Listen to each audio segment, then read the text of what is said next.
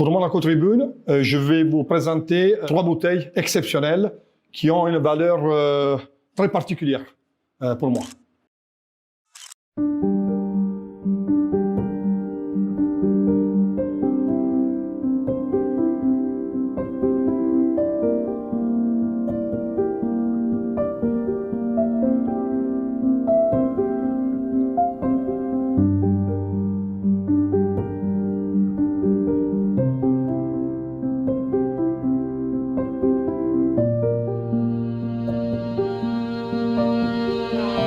On est sur le summum de la Bourgogne.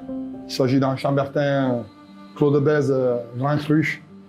Mais la plus-value, c'est le producteur. Donc, c'est du domaine Armarosso.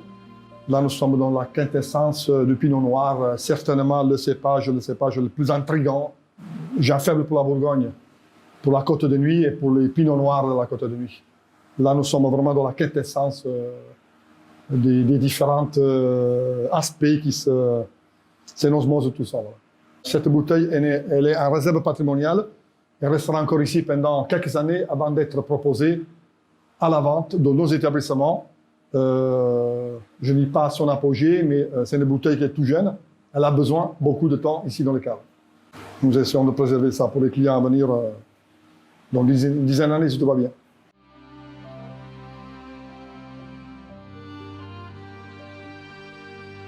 Ben, un petit clin d'œil à mon pays d'origine, mais je vous rassure, nous ne sommes pas loin, environ 230-240 km d'ici, de Monaco.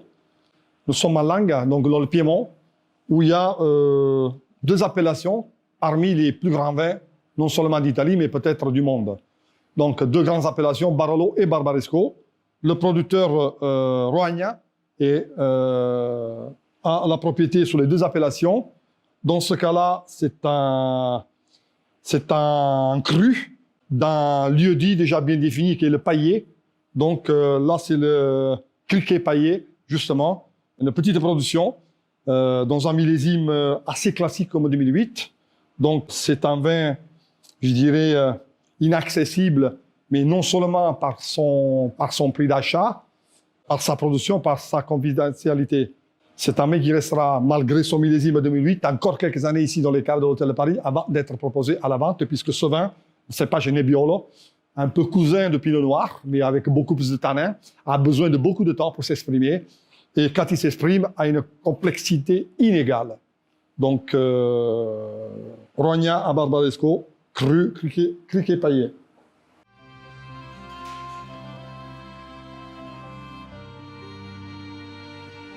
Bouteille historique par son millésime, mais historique par son passé, ça pourrait parler. Il s'agit de cognac, du cœur de cognac, nous sommes de la Grande Champagne, une bouteille tout à fait comestible.